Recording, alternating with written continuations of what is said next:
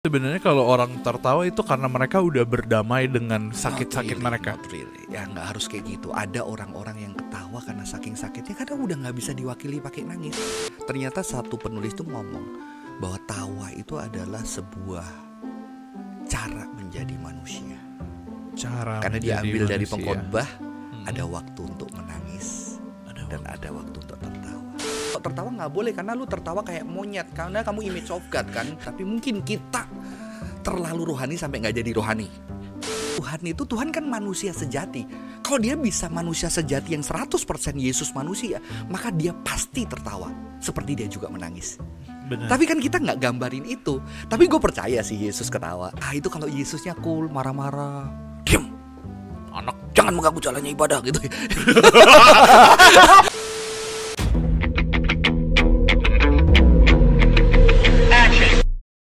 Warga Hello God, welcome to Hello God on Topic Hot bareng gue Julius. Dan hari ini teman-teman sekali lagi kita kedatangan pembicara spesial kita yang mungkin teman-teman sudah sering lihat. So teman-teman please welcome, ini dia pendeta jagoan kita, Guru Injil jagoan kita, Johan Nugroho. Halo teman-teman gitu dong. Kapan dipendetain? Kapan-kapan? Kok halo ke teman-teman dulu dong. Hai guys. Yes. Terakhir kalau Johan di sini tuh kita bahas tentang Israel Palestina ya. Gimana Koko reaction tentang konten waktu itu? Menyeramkan, dahsyat.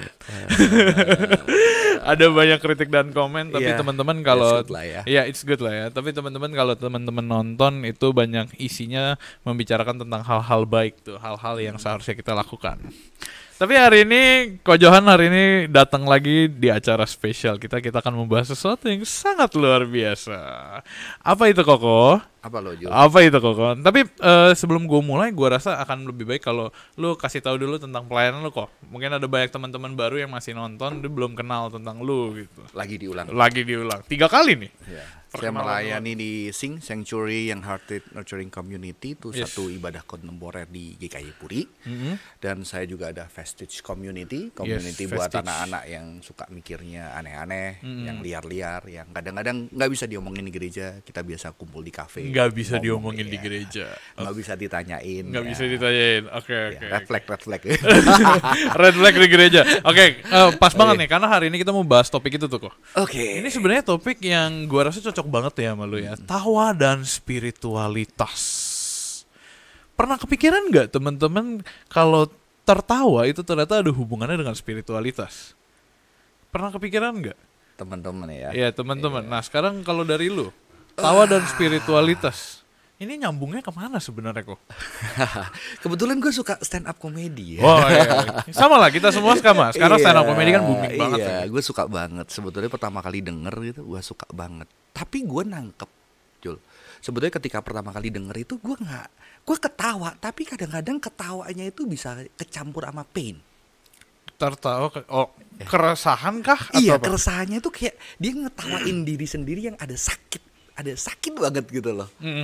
Karena dan di situ sebetulnya akhirnya merubah pandangan gua gitu kan. Pandangan gua adalah kalau kita paling bahagia ya, biasanya kita nangis. Bener gak? Bener. Joy. Iya. Dan gua ketemu di pelayanan ternyata hal yang paling menyakitkan itu kadang diwakili dengan tawa. Bukan dengan tangisan. Karena udah gak bisa nangis, Jul. Bukan dengan tangisan. Bukan, dan lu kalau ketemu orang-orang yang udah painful banget, yang udah nangis capek dan dia begitu ketawa, waduh, sakit banget. Di situ, wah. Kok bisa? Lu udah pernah ketemu belum? Apa? Ketemu temen yang sakit, kecewa banget, udah gak bisa nangis dan dia cuma ketawa kayak orang gila. Iya, gue pernah. Tapi yang gue melihatnya adalah dia udah berdamai dengan itu gitu. Enggak, kalau waktu masih sakit. Kalau masih sakit, oke, kita coba trace balik satu-satu. Ada lagu lah kan. Ada dalam tawa mereka. Oke, gue nggak pernah denger. Tersimpan. Parah banget gue. Duka, waduh. Gue kena banget tuh sama tuh lagu. Jadi itu lumayan kujumpai di pelayanan. Orang yang sakit banget sampai ketawa untuk ngeluarin rasa sakitnya. Kok bukannya sebenarnya kalau orang tertawa itu karena mereka udah berdamai dengan sakit-sakit mereka? Not really. Ya nggak harus kayak gitu. Ada orang-orang yang ketawa karena saking sakitnya kadang udah nggak bisa diwakili pakai nangis. Sama kayak lu bahagia udah nggak bisa ketawa, lu cuma bisa nangis. Kayak ada percampuran. Kayak lu nonton film Inside Out. Betul, gue joy sama sadness-nya. Wah, jujur banget kok. Sebelum lu ngomong itu gue juga lagi kepikiran Inside Out. Kenapa? It's a good movie, teman-teman. Karena itu ngomongin tentang emosi yang bercampur dan sebagainya kan. Ada joy, ada sadness, dan joy sadness itu bisa gabung. Tapi di sini gue baru tahu kalau tertawa merepresentasikan kesakitan lu itu yang paling dan sebetulnya ini dulu gue nggak pernah ulik, cuma beberapa tahun lalu ya, nggak tahu 8-9 tahun lalu gue udah lama nih, udah lama 8 tahun lalu lah mungkin. Lah gue itu kan biasanya kalau mimpin mimpin acara itu ada yang nangis. Gue tersentuh ketika ada gue khotbah, ada orang tersentuh menangis. Wah, kayaknya itu Tuhan bekerja gitu. KKR dan gue bisa ikut nangis juga. KKR lah ya, KKR. Ada orang tanya, lu kenapa kok lu suka bikin orang nangis? Gue bukan bikin orang nangis, gue nangis bareng mereka. Wah, kalau gue bikin orang nangis itu gue nangis, ngeliat mereka nangis, gue nangis, mereka nangis bareng sama gue. Lah ini kata stand up komedian. Komedian yang sejati itu bukan bikin orang ketawa, tapi dia lihat kejadian lucu, dia ketawa, dia ajak kita ketawa bareng sama dia. Itu stand up komedi. Itu gue terinspirasi dan gue khotbah itu harusnya sebuah tangisan yang gue bisa nangis bareng sama mereka, yang gue jujur nangis gitu loh. Bukan bikin buat orang nangis. Tapi satu kejadian ini ngubahin aku, Jul. Begitu ini kayak mau retreat satu gereja di Surabaya, dia undang gua dan di situ kumpul leader-leadernya, dan di situ kita bikin acara dulu, mereka harus ngalamin dulu gitu ya. Dan begitu selesai acara pada nangis, Jul. Gue ikut nangis. Ternyata setelah lampu dinyalain, ketawa mereka. Loh. Kok bisa nangis ketawa? Kok bisa? Iya. Ketawanya ngomong apa? Shadow gue luntur. Oke. Gue harus akuin itu lucu, benar. Terus dia lihat, wah gue luntur juga. Dan mereka ketawa. Dan gue shock. Karena gue gak expect kan. Gue udah indah lu. Tapi begitu mereka ketawa, kok hati gue juga bahagia. Dan di situ dilihat, Tuhan bekerja lu harusnya di dalam tawa. Itu ngubahin gue. Lu bisa merasakan emosi itu dari dan gue ketawa itu pertama kalinya orang nangis, terus habis itu ketawa ngakak, Jul. Shadow luntur. Tapi gue kebayang sih. Maksud gue pasti kita semua teman-teman pernah, gue nggak tahu ya, mungkin sebagian merasakan momen lu sedih dan akhirnya lu nangis bareng teman atau pacar atau siapa, terus habis itu karena ada sesuatu hal yang lucu kayak tadi eyeshadow, itu unexpected banget lah. Dan itu wajar, gue kebayang gitu situasi lucunya teman-teman semua ya, sebuah munculnya emosi tawa itu gitu loh. Cuman lu bayangin, ini gue off topic sebentar ya, nggak off topic banget sih, cuman lu bayangin kalau di tengah-tengah KKR gitu-gitu, sebelum pas lagi momen-momen sedih tiba-tiba ada yang ketawa, lu merasa ter-annoyed juga gak sih dengan itu? Mungkin bisa ter-annoyed, tapi kalau lu udah ngerti perspektif bahwa tawa itu juga mengalami luka, mungkin lu bisa lebih embrace it.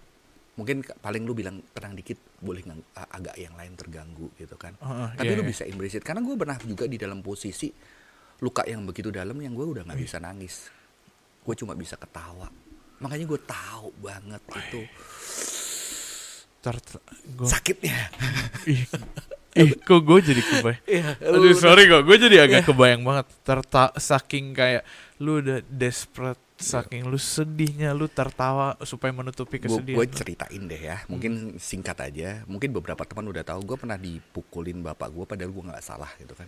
Tapi saking sakitnya, Jul, karena udah nggak bisa ekspresiin, gue akhirnya ketawa, terus gue lihat senyum sama dia, ketawa sini kayak orang gila. Gue panggil, kasih pisau, ambil pisau, gue kasih dia, udah bunuh aja sambil ketawa. Lu tau nggak, lu mengingatkan gue akan apa? Joker. That's right. Teman-teman nggak tahu kan? Makanya gue lihat Joker itu nggak bisa tidur gue. Joker kok. Yang terakhir kan? Itu keren sih. Sebenarnya the whole pembicaraan kita sampai awal tadi dan akan seterusnya Joker. Gue keinget referensi pop culture-nya Joker. That's right. Joker tuh adalah orang yang tersakiti. Orang yang berusaha belajar cinta segala macam, tapi dia hurt dan dia udah nggak punya cara lagi untuk ekspresi ini, terus dan tawa itu terakhir. Gue ini agak speechless. Lu tau gak, gue mikirnya ke arahnya adalah Joker yang mengalami begitu banyak tersakiti dan sebagainya, dia menjadi Joker. Ini hari ini kita teman-teman, kita kedatangan Johan Nugroho yang mungkin mengalami kurang lebih sama. Ya kalau dari cerita lu barusan gitu loh, papa yang pukul-pukul, lu ambil pisau. Gue yang ambil pisau ya kan. Enggak teman-teman, sorry. Orang yang pertama kali dengar pasti dia akan mikir, oh my god, sampai ambil pisau. Anak kecil loh kok, bukan lu yang sekarang loh. Gue SMA. SMA maksudnya ya udah pemuda yang secara sense juga udah lumayan bisa berpikir dan bernalar, dia ambil pisau nih Pak. Udah bunuh aja sambil ketawa. Dan papa gue nangis dan di situ gue tahu gue ngelukain yang paling dalam. Wow. Terus lu gimana? Gue ngelukainnya pakai karena gue jadi orang tua tau lah ketika anak bilang lu nggak sayang, papa nggak sayang aku, aduh sakit. Apalagi nih anak gue kalau gue bayangin nih ambil pisau kasih gue, waduh sambil ketawa, aduh. Makanya papa aku nangis sih. Ya puji Tuhan lah gue rekonsili udah terjadi berdamai, tapi itu menyakitkan. Cuman pertanyaan gue adalah kenapa lu nggak jadi Joker juga hari itu? Maksudnya apa yang membuat lu nggak menjadi Joker gitu loh? Paham gak? Karena gue gitulah dengan situasi kayak gitu kok. Gue ketemu emotion cinta. Gitu. Gue ketemu cinta Tuhan yang bikin gue nangis kayak anak kecil, bukan lagi ketawa, nangis kayak anak kecil. Gue ngalamin Tuhan lah istilahnya. Jadi tertawa nggak cuman stop di tertawa doang. Nah disitulah makanya gue inget satu ayat untuk sesi ini. Sebetulnya ini kan bahanku yang udah lama. Gue baca banyak buku tentang tawa dan spiritualitas. Ternyata satu penulis tuh ngomong bahwa tawa itu adalah sebuah cara menjadi manusia. Karena diambil dari pengkhotbah, ada waktu untuk menangis dan ada waktu untuk tertawa. Orang yang nggak berani menangis nggak lengkap tawanya, cuma tawa. Tapi manusia itu artinya dia berani menangis dan dia berani menderita. Artinya apa? Vulnerable banget. Vulnerable, luka yang pain dia rasain dan dia ekspresin, tapi juga sukacita yang nyata dia juga bisa keluarin di dalam emosi yang sehat kan. Tapi kembali itu bisa sangat ekstrim, kesedihan jadi tawa, kebahagiaan jadi tangis, itu mix. Iya. Walaupun kalau psikologi nggak boleh loh. Lu kalau sedih ya, lu harusnya lu nangis gitu kan. Tapi kenyataannya enggak kadang juga. Tawa itu mewakili banget. Dan aku ketemu beberapa orang yang kadang-kadang ketika dia udah nggak bisa nangis, cerita sama gue ajak ketawa aja. Dia ketawa. Dan kita ketawa painful bareng. Ketawa painful tuh gimana Koko? Ketawa itu Ketawa painful itu gimana? Contohnya lah ya. Oke. Mama anak dia di force, terus dia bilang, gila ini bapak gue gini kok, mama gue gila. Iya geblek ya, hidup lu sulit banget ya. Hidup lu udah berat banget. Terus dia ketawa, iya kok gue tahu, saya ketawa bareng sama dia. Bukan menertawakan tapi mengeluarkan emosi dan itu ngelegain. Secara medis itu ketawa itu melegakan dan mungkin kita juga perlu memikirkan bahwa aku udah baca sih bahwa secara spiritual itu ada ruang untuk tawa. Sayangnya memang belum banyak buku yang ditulis, hanya beberapa. Aku baca tuh buku-buku tentang tawa dan spiritualitas. Dari situ mengubahkan hidupku. Sekarang aku sering tertawa. Makanya dikritik juga kan yang di sebelumnya, ini kenapa pembicaranya tertawa terus. Ini aja kita lagi tertawa loh teman-teman. Ini kita lagi tertawa. Okay. Karena mungkin gue nggak tahu ya. Cuman kalau dari pikiran gue sendiri, gue ngerasa banyak orang yang masih melihat tertawa bukan sebagai bentuk emosi tapi sebagai bentuk penghinaan. That's right. Betul, karena yang akhirnya kayak nih banyak orang pasti akan melihat misalkan dia lagi bergumul on something, dia tertawa, kayak orang-orang melihat Joker adalah orang yang kayak dia ini ya ketawa hahaha gitu. Itu ternyata dia jahat, dia psikopat dan sebagainya. Cuman kan kita bisa lihat dari barusan gitu kita ngomongin kalau tertawa itu sebagai bentuk emosi. Jadi gitu. Manusia. Jadi manusia, vulnerable-nya teman-teman. Nah, cuma masalahnya sekarang banyak orang masih melihat tertawa sebagai bentuk penghinaan, bahkan stand up comedian, bener gak? Iya benar. Makanya kadang-kadang hati-hati tuh kalau sembarangan lu nertawain. Sembarangan menertawakan dia kayak merasa terhina, baper dan sebagainya. Itu karena ada sejarahnya, Jul. Jadi sebetulnya di dalam kekristenan juga ya. Kan peradaban itu dari barat juga. Di dalam kekristenan itu beberapa, enggak semua, ada bapak-bapak gereja tapi cukup lumayan gitu. Bapak-bapak itu gereja. Melihat bahwa tawa itu sebagai sesuatu yang nggak proper untuk spirituality. Bahkan ada satu ordo, aku nggak sebutin lah, ordo yang sebetulnya kalau kamu melatih spiritualitas kamu nggak boleh tertawa ngakak. Karena itu nggak rohani. Itu dikutip tuh dari satu novel yang namanya In the Name of the Rose, kalangan dari Gue lupa namanya. Itu Ahli buku semiotik. buku Novel. yang ini bukan? In the Name of the Rose. Ya novel dari kalangan gue lupa. Leonardo da Vinci. Bukan. Jadi dia era medieval. Jadi salah satu lu kalau tertawa nggak boleh karena lu tertawa kayak monyet karena kamu image of God kan. Nggak bisa lu tertawa ngakak, ekspresimu tuh like a monkey. Sorry, gue potong dikit. Gue tiba-tiba kepikiran nih, kenapa monyet diasosiasikan dengan tertawa? Emang monyet tuh ketawa ya? Gue gak pernah lihat monyet. Sering kan giginya kelihatan gitu. Iya, cuma senyum doang gitu. Nggak yang hahaha gitu. Hahaha cuma ada di kita. Coba balik ke yang tadi. Jadi dulu tuh tertawa tertawa dianggap sesuatu yang kurang spiritual. Walaupun tentunya ada bapak gereja lain yang juga mengatakan harusnya kita bersuka cita, kita mengekspresikan ada, kita menari bahkan ada gitu. Cuma majority yang dianggap spiritual itu harus tidak ada tawanya itu nggak bisa gitu loh, yang sampai uncontrol karena irrational gitu kan. Iya kalau itu kan, kalau itu harus gue akuin, kayak gue setuju juga sih ketawa yang irasional. Dan kadang-kadang ketika akhirnya sampai ke era tertentu itu ada satu carnival. Jadi kata carnival itu dari kata goodbye meat, karena sebelum prapaskah itu kan ada puasa. Nah, sebelum puasa itu ada karnival itu yang diadakan biasanya rakyat itu pakai pakaian penguasa, pakai pakaian pastor, pakai pakaian pemimpin gubernur, terus dibadutin, dibikin parodi. Dan ini membuat tidak nyaman kekuasaan. Karena mereka memparodikan, menertawakan, makanya digunakan kan untuk media sekarang.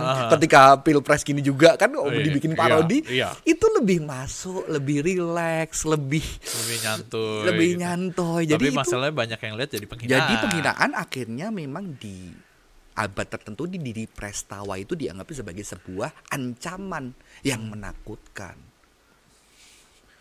Wow, gue gak nyangka ketawa seserem itu ternyata. Iya serem lah. Betul teman-teman, tadi lumayan menarik karena Ko Johan ngomong tentang pilpres. Jadi ini kita lagi era pilpres ya Ko.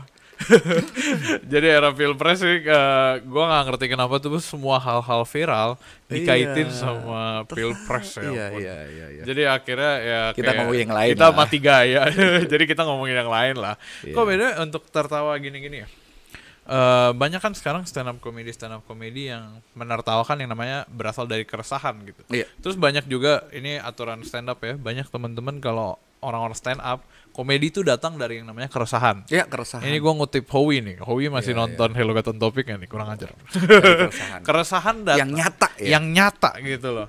Nah, cuman masih banyak yang belum terima dengan yang namanya lu menertawakan kondisi lu. Paham gak? Masih banyak yang kondisi lu masa lu tertawain gitu loh. Justru kalau menurut gua ini gara-gara gue terinspirasi beberapa tahun lalu, gue baca lagi, gue suka baca kan, memang ada seorang Romo namanya Sindunata ya, itu penulis favorit. Tidak terdengar seperti Romo tapi oke lah. Dan dia menulis judul artikel, bukan buku artikel, agama harusnya tertawa. Wow. Karena tawa itu adalah sebuah bentuk kritik. Dan kita harus menertawakan diri kita. Karena artinya itu sebuah kritik terhadap kita. Oh, I see. Dan ketika kita menertawakan itu bisa konstruktif sebetulnya. Karena aku gara-gara itu aku juga banyak kan, karena banyak belajar beberapa pendekatan filsafat. Menertawakan diri adalah salah satu bentuk menjadi dewasa. Makanya mungkin kata Romo tersebut itu, gereja terlalu tidak mau ditertawakan, tidak mau dipertanyakan kekuasaannya. Makanya kita sebagai makhluk beragama harus tertawa untuk kita mawas diri, melihat kelemahan-kelemahan kita yang kita sering kontradiksi. Kalimat lu barusan. Dan aku belajar nertawain diri. Nah, dari pengalamanku, gue dulu pernah ngajarin kungfu di gereja gitu. Oh iya, teman-teman, Anda tidak tahu sejarah saya dengan Ko Johan di Natal kemarin, seru. Nah, waktu ngajarin, itu ada satu anak kurang ajar banget. Dia itu agak mau mukulin, mau nyerang-nyerang yang lain. Itu lu udah berubah kayak dari gak mau ngalah, gitu kan. Akhirnya gue mau tunjukin kan, dia kayak gak mau kalah sama gue dorong ke tembok. Udah stop, udah gitu. Kayak mau nunjukin gue, udah stop, nggak, udah ini kamu bisa ini loh, gitu loh. Terus aku bilang, kamu itu jangan gak mau kalah. Belajar, jangan semua gak mau kalah. Tapi waktu diserang-serang dia, gue bilang sama temen-temen, gue juga gak mau kalah loh. Ternyata gue sama dia sama gitu loh. Jadi gue ceritain sama teman-teman pelayanan untuk membuat gue juga manusia yang gue juga bisa atas nama gue nggak mau kalah. Ternyata gue juga nggak malu juga, gue yang ngajarin kita tonjok sama dia. Gue kebayang gue. Ngerti gak sih? Jadi kita harusnya menertawakan diri untuk melihat bahwa kita itu juga manusia yang terbatas loh. Nah, itu gue praktekin sih. Gue tau contoh sederhananya itu yang kayak lu abis melakukan kesalahan nih, kesalahan bodoh lah. Gue kemarin malam barusan melakukan kesalahan yang sangat bodoh menurut gue. Semalam banget nih. Gue lagi ada event, gue kerja, gue melakukan kesalahan bodoh. Terus gue ketawa gitu. Geblek gitu kan. Maksudnya kayak lucu banget gitu. Karena gue melakukan kesalahan konyol. Jadi lu menertawakan diri lu sendiri. Itu tadi gue ngomong apaan sih gitu kan. Benar. Itu sehat sih bagi gue. Itu sehat gitu. Untuk membuat dirimu belajar lagi loh. Gue harus gak boleh sembarangan nyalain orang. Gue harus tahu aware sama diri gue. Yang paling lucu sih ini kejadian. Anak gue itu teledor kayak gue. Tapi gue gak suka teledor. Suatu hari gue duduk sama bapak gue. Anak gue lewat. Kabel laptop gue disandung. Jatuh. Lu gak lihat-lihat ya? Gue bilang gitu. Udah kan? Papa gue diem. Habis itu gue ambil minum. Gue jalan, gue sandung lagi kabel itu. Terus papa gue ngomong, lah sama aja kayak anaknya. Itu lumayan lucu. Itu lucu banget. Waduh, itu kritik kan dari bapak gue. Tapi gue inget loh, almarhum bapak gue inget itu bagi gue. Gue gak bakal lupa bahwa gue sama. Gue lagi, sorry gue. Ini kita ketawa nih melatih apa yang kita ngomongin. Lu tertawain gue kali ya. Kali ini gue menertawakan kabelnya sih. Cuma kayak agak lucu aja. Memang kan kita perlu ditertawakan yo. Iya, istilah kadang hidup tuh perlu ditertawakan mungkin inilah ya. Terus juga ada istilah kayak tertawalah sekarang sebelum tertawa tuh dilarang. Sebenarnya gue nggak ngerti kenapa quotes itu keluar ya. Act of humility Yul. Jadi aku aku sedikit itu. Jadi tawa itu sebagai sebuah bentuk act of humility, kerendahan hati.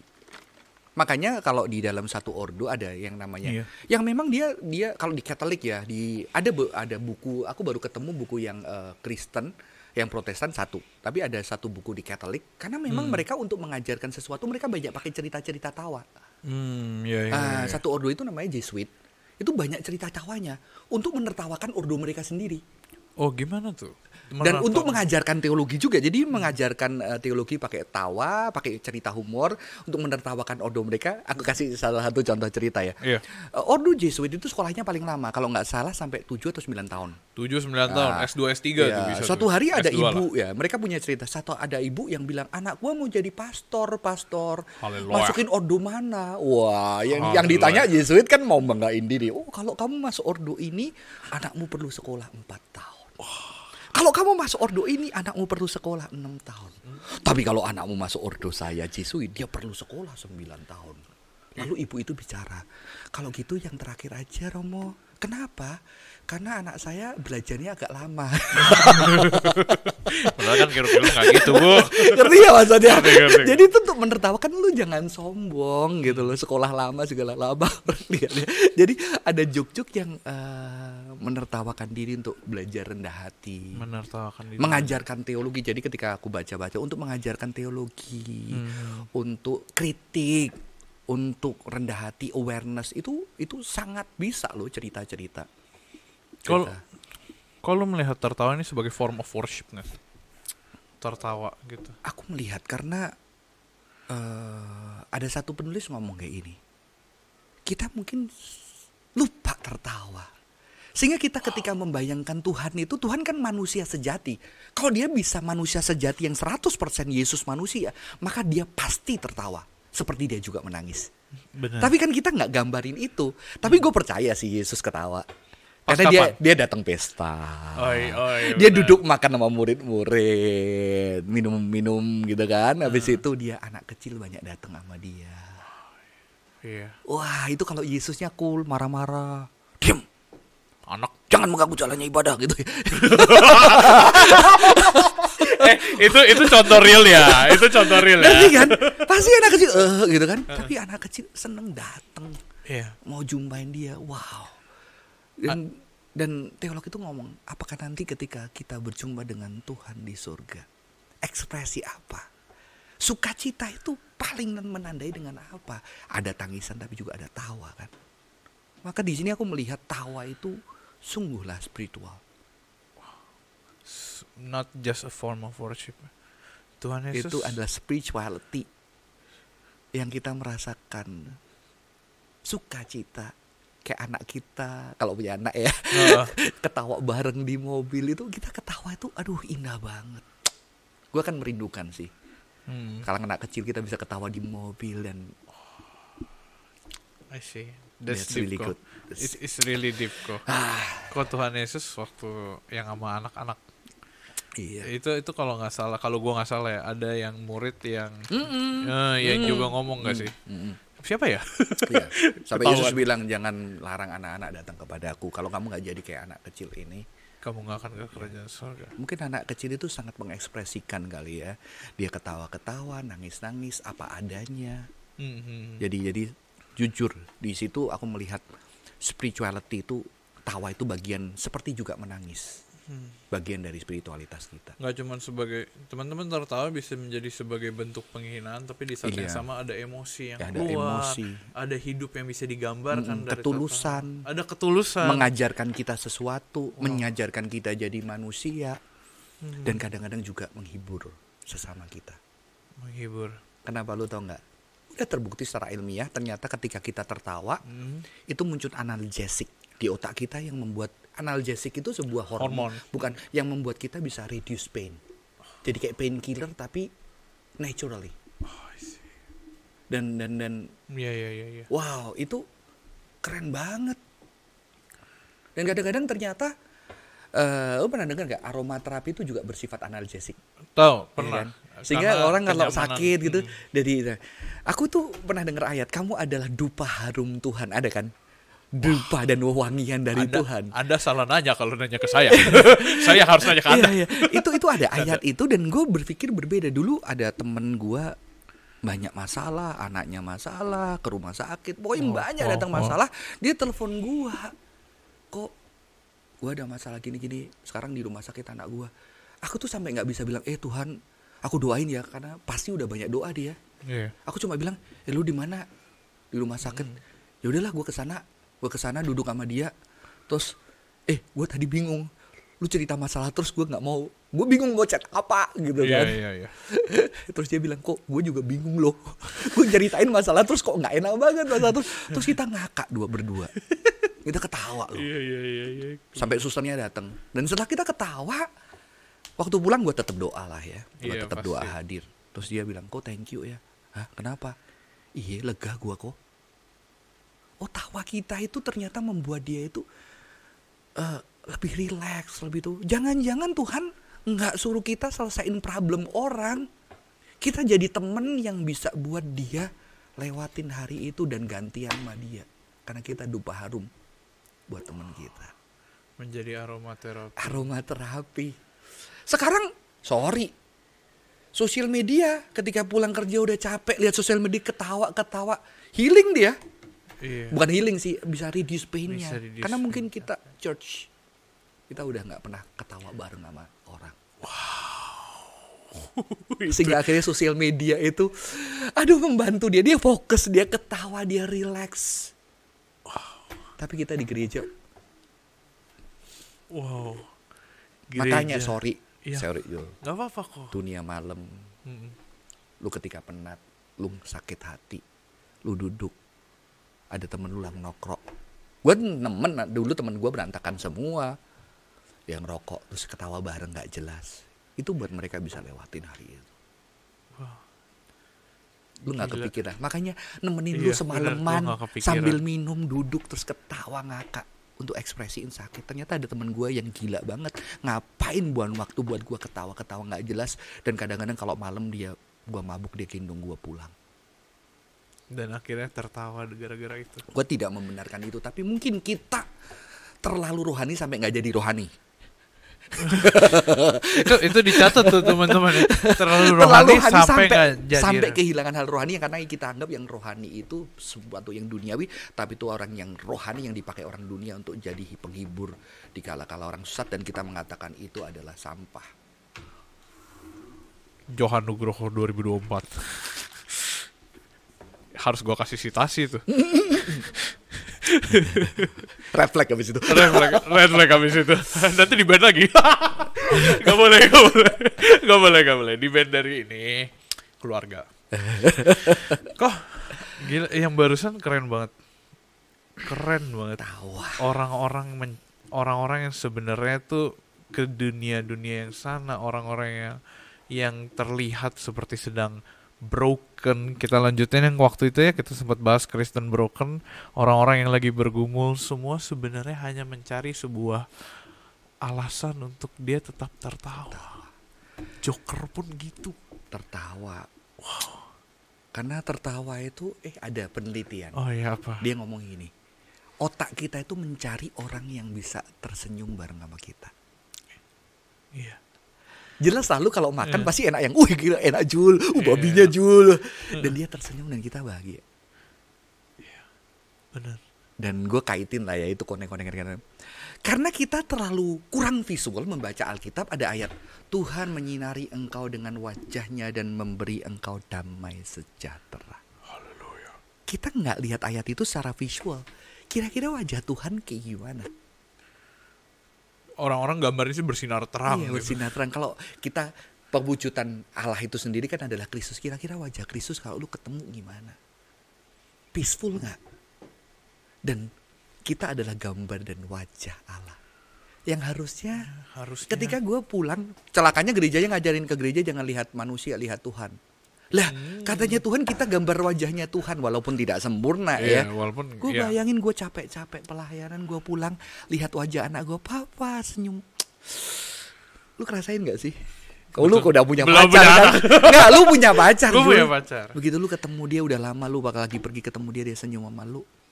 Iya. Gue kerja keras deh. Cepet nikah gitu kan. Cepetan nikah, bener. Lu ngerasa gak sih? Gue merasakan kekuatan dari keinginan untuk selalu melihat, ini gak cuma pacar sebenarnya, keinginan untuk selalu melihat orang-orang tersenyum, orang-orang happy, orang-orang punya joy. Makanya gue kadang tuh selalu bercanda, ngejokes, walaupun receh juga, cuman maksudnya at least adalah orang-orang gitu tertawa gitu karena kerecehan itu. Dan gue seneng, ini gue jujur, itu kayak rahasia hidup gue deh. Right. Dan itulah yang gereja butuhin, mereka bisa tertawa lepas. Karena ada satu penulis yang mengatakan bahwa tawa adalah act of hospitality. Kita pernah ngomongin hospitality. Pernah ya teman-teman, itu udah 1000 tahun lalu di Say It True, podcast pertama sebelum Hello Gata Topik lahir. Jadi act of hospitality. Ketika kita ketawa bareng, kita langsung deket. Kita bisa ketawa bareng. Dan wah itu keren banget sih. Makanya aku sekarang kalau nemenin teman-teman yang lagi luka, kadang-kadang istri gue kadang-kadang bingung, kenapa lu bentar sedih atau ketawa bareng berdua. Tapi ketawanya painful itu membuat sebuah bentuk bahwa gue bareng sama lu, gue tertawa bareng lu, gue nangis bareng lu. Makanya sahabat yang baik adalah sahabat yang bisa nemenin lu dikala lu sedih dan dikala lu senang. Tapi kalau sedih doang ya karena dia pasti manusia kan ada senengnya. Masa lu sedih terus, tapi dia juga bisa seneng sama lu. Bayangin lu seneng, dia gak ada ketawa bareng sama lu. Lu seneng, dia sedih. Lu sedih, dia seneng. Jadi sebagai sebuah bentuk act of hospitality untuk sesama kita. Gue keinget satu cerita waktu itu, ada gue salah satunya sih, ada kisah-kisah teman-teman berduka, termasuk gue kan pernah ada masanya gitu. Ada masanya berduka itu, gue inget ada pertama kali banget di rumah duka nih, gue kaget karena dia ketawa banget, harusnya sedih. Karena selama ini gue kalau ke rumah duka adalah yang gue tahu adalah emang suasananya kesedihan kan. Terus ada satu kayak koko gitu, koko gereja, papanya berpulang. Terus akhirnya kita datangkan menghibur. Di hari itu gue melihat ekspresi yang berbeda. Kenapa? Dia menertawakan, dia menunjukkan emosi itu dengan ketawa gitu. Papanya yang udah meninggal. Terus habis itu sesaat sebelum papanya meninggal dia cerita kalau iya dia doain papanya. Terus habis itu ada bikin tanda salib gitu kan di papanya. Malah meninggal. Terus habis itu ketawa bareng. Terus gue kaget. Karena menurut gue itu lu nggak appropriate lah itulah. Iya, tapi dia yang ngomong. Si koko yang berduka ini. Terus gue sesaat itu gue kaget gitu loh. Karena yang gue bayangkan adalah situasi duka. Sampai akhirnya gue belajar. Oh, gue ngerti. Pain. Karena saat itu dia sedang mengalami luka. Dan dia mengalami luka emosi yang dikeluarkan dalam bentuk tertawa. Itu berarti suka banget ya. Iya, teman-teman, kadang tuh mungkin kita kaget ya, karena gue juga pernah kaget dengan tertawa itu. Tapi gue juga belajar kalau dari podcast ini juga ya, terutama tertawa tuh sebenarnya bukan berarti kita happy. Iya, tapi ada bisa pain yang keluar dari tertawa itu. Nangis juga bukan berarti sedih. Nangis juga bukan berarti tapi sedih. juga bisa bahagia. Juga bisa bahagia. Makanya ada ayat ya, nanti gue selalu tersentuh sama ayat tuh. Nanti gue show. Tuhan akan hapuskan air mata kita. Tapi itu kan kayaknya air mata kan sedih. Tapi memang ada kesedihan, tapi ketika dihapus, ketika nanti Tuhan datang berjumpa dengan kita hapus, saya yakin juga ada senyuman, tawa yang bahagia. Jadi gak sabar ya. Jadi makanya harus banyak nangis. Kalau enggak apa yang dihapus cuy. Tapi juga gak cuma nangis. Karena hidup ini kan bohong lah, kita gak pernah ketawa. Ada yang indah kok. Ada yang indah kok. Permasalahan cuma menemukan keindahan itu ya. Membuka mata kita. Karena kadang-kadang kita terlalu pain, kita gak bisa lihat keindahan itu. Kayak Agustinus bilang, gak ada gunanya lu di bawah terang ketika lu tutup mata lu. Nah ini yang merubahkan aku. Jadi aku dulu banyak memaknai spiritualitas itu sebagai yang dark, painful, full of tears. Tapi sekarang aku memaknai bahwa ternyata hidup itu gak cuma tears. Ada joy. Ada kebahagiaan. Yang ketika lu lihat adik bimbing lu ketemu pasangannya dan menikah, itu seneng banget. Indah banget. Yang lu bisa ketawa dengan speech dia yang lucu gitu, tapi tulus. Tapi juga itu sesuatu yang pain juga ada di sana. Karena gue selalu pesan yang nikah, lu siap nggak? Lu nikah, lu bahagia sekarang pegang tangannya, nanti suatu hari lu pegang di peti mati. Waduh, ya itu kan? dark juga kok. Iya kan? Iya. Tapi ketika lu ditanya, lu bisa milih lagi lu nikahin dia nggak? Lu tetap bilang lu nikah dia. Wah, jadi ada keindahan, ada kebahagiaan, ada tangisan, itu bagian jadi manusia. Maka saya belajar, aku masih belajar tertawa cuy. Karena tertawaku masih banyak painful ya. Nggak, tapi menurut waduh gawat. Gue jadi semakin mengenal diri lu nih sekarang. Gelap. Kalau lu lagi ketawa, lu lagi sedihin apa lu? Iya, boleh tuh, itu jadi jokes juga tuh. Lu kalau lagi ketawa terus lagi sedihin apa lu? Ngaku. Iya. Aduh. Gue belajar jujur. My goodness. Makanya gue juga heran gitu loh. Kenapa kalau mau Paskah, khotbah yang lebih powerful itu di Paskahnya, lu di Jumat Agungnya, lu tahu nggak sih? Tahu. Karena lebih maknai, tapi begitu joy-nya itu kok kayak bangkitnya itu kok kayaknya kita perlu loh. Karena mungkin hidup kita terlalu painful, karena kita nggak pernah melatih untuk tertawa, membayangkan itu gitu ya. Gila, ini episode gila banget, keren banget tertawa ini. Nggak tahu yang denger nanti tahu ada yang ketawa ambil nangis. Oh my god, kalau itu teman-teman jangan lupa untuk men-share emosi itu. That's right. Tertawa dan sedih itu baik menjadi manusia, tapi kita nggak perlu tertawa atau sedih sendiri loh. Jadi berani sedih, berani bahagia. Banyak orang nggak berani bahagia. Atau orang berani bahagia, dia gak berani sedih.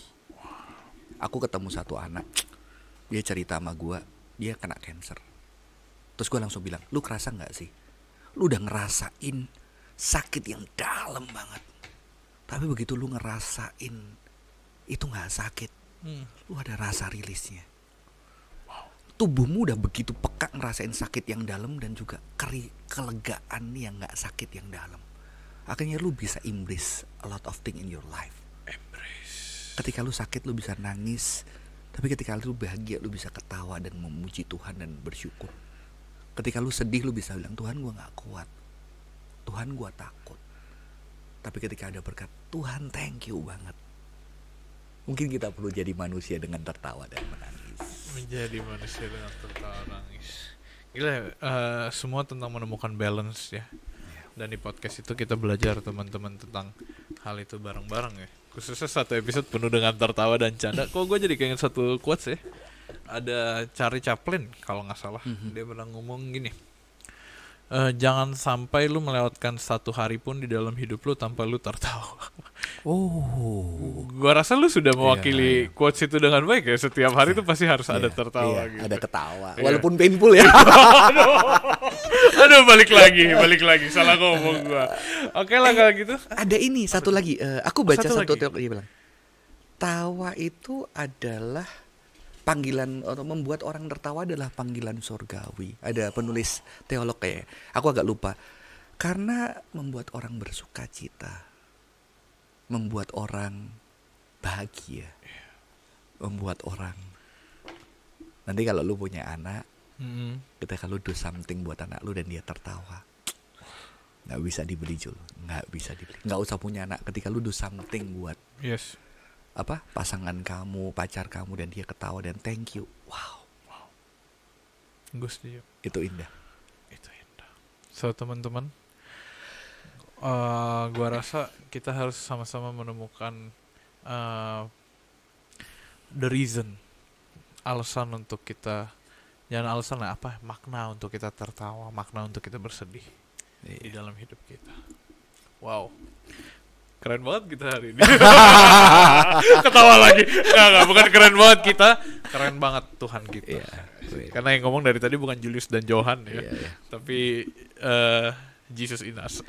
Mungkin perlu nonton itu ya, The Chosen. Itu salah satu serial yang bagi gua Jesus-nya itu digambarin main sama anak kecil, digambarin dekep, digambarin nangis. Jadi itu sangat human lah ya.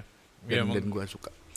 Karena kritik gua terhadap teologi, saya dari Reform tradition ya, kan menyatakan bahwa Yesus itu 100% Allah dan 100% manusia. Tapi ketika kita mengekspresikannya, kita kurang sisi kemanusiaannya itu dimunculkan ketika dia punya sahabat, ketika dia bareng sama si anak, ketika dia berjumpa. Kita sangat menekankan ketuhanannya, padahal doktrinnya ada 100% manusia. Mungkin perlu digambarkan itu jadi lebih menyentuh kehidupan. The Chosen itu aku rasa cukup. Iya, benar ya. Sometimes we forgot we're only human. We're only human. Oke lah. Thank you. Panjang loh. Tahu udah sangat-sangat lama ini kita ngobrol berdua, tapi gue rasa teman-teman yang udah nonton sampai tahap ini, gue berharap dan berdoa supaya teman-teman juga mendapatkan apa yang udah dari tadi gue dan Ko Johan, kita tertawa bareng, kita bisa ngomongin hal indah bareng-bareng. Nah, teman-teman juga bisa, teman-teman temukanlah keindahan itu, teman-teman. Belajar tertawa ya. Belajarlah tertawa. Sampai tertawa itu menjadi bagian hidup yang bukan belajar lagi. Betul. Yang bukan belajar lagi. Bukan belajar lagi. Kalau belajar bukan tertawa. Masa tertawa? Gue belajar tertawa gimana? Kan kayak gitu. Ya udah teman-teman, kalau gitu kita minta tolong juga teman-teman follow sosial media kita di Hello God. Ada Instagram, ada TikTok, ada YouTube. Teman-teman bisa dengerin di Noise dan Spotify, dan juga jangan lupa untuk download aplikasi kita, ada available on App Store dan Play Store. Di situ kita bisa saling sharing, tertawa bareng, dan saling mendoakan. Ko Johan juga mungkin ada Instagram yang mau di-share, YouTube dan sebagainya. Iya, Johan Nugroho di Spotify, di YouTube semua Johan Nugroho. Dan tentu saja Instagram. Iya. Ada video cuplikan-cuplikan seni bela diri sama Julius. Sama gue. Oke lah kalau gitu teman-teman semua, kamera ke gue ya. Teman-teman semua, thank you very much for today. Thank you to Feby di sana, Ko Johan yang udah hari ini datang jauh-jauh dari negara nun jauh. Konoha. Dan thank you teman-teman semua for watching Hello God on Topic, where Hello God will always be on topic. Stay connected with Hello God.